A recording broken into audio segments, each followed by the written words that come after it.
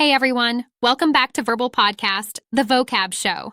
I'm Janie, your word-loving co-host, and I'm thrilled to dive into a fascinating word today. And I'm Alex, here to help you expand your vocabulary, one powerful word at a time. Let's get started. So, today's word is abnegation, spelled Abnegation. It's a noun that, means the act of denying oneself certain comforts or pleasures, often for a higher purpose. Abnegation, huh? That sounds intense, like deliberately setting aside things you enjoy for, something greater. It's about a conscious choice to practice self-restraint. Exactly. Think about athletes who, follow strict diets or someone who forgoes luxuries to donate to charity. Those are perfect examples of abnegation. Absolutely. I mean, on one hand, it can really empower you, but, I sometimes think we might over-romanticize it. Isn't there a risk of, pushing self-denial too far? Well, that's a fair point, Alex. Abnegation by nature is meant to be balanced.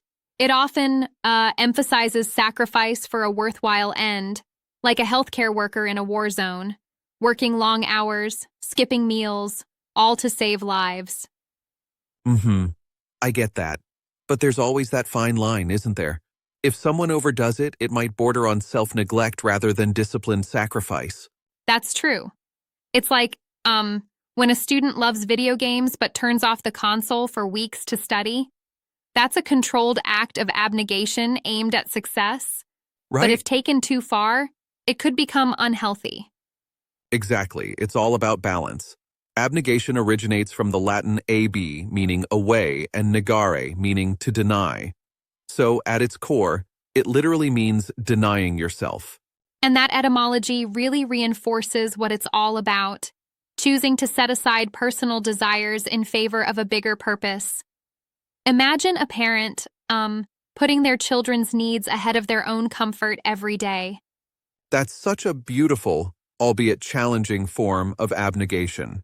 And then there are those who renounce physical pleasures for spiritual or moral reasons, like the holy man who slept on the floor and only took cold showers.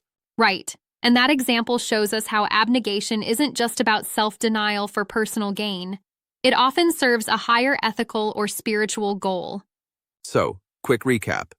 Abnegation is essentially denying oneself comforts, pleasures, or desires, usually to uphold a belief or support another's well-being, correct? Exactly.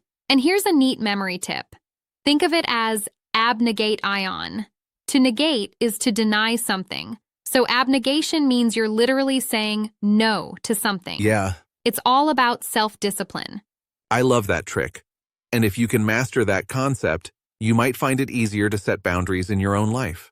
Absolutely. It's a word that perfectly encapsulates when, sacrifice meets purpose. But remember, it's key to keep a healthy balance. Self-denial can be virtuous, but only in moderation. For sure. If you found this discussion enlightening, let us know, share the episode with a friend, and keep exploring powerful words with us. Thanks for tuning in. Stay curious, stay kind, and practice your abnegation, just enough to grow without losing yourself. Until next time, stay verbal.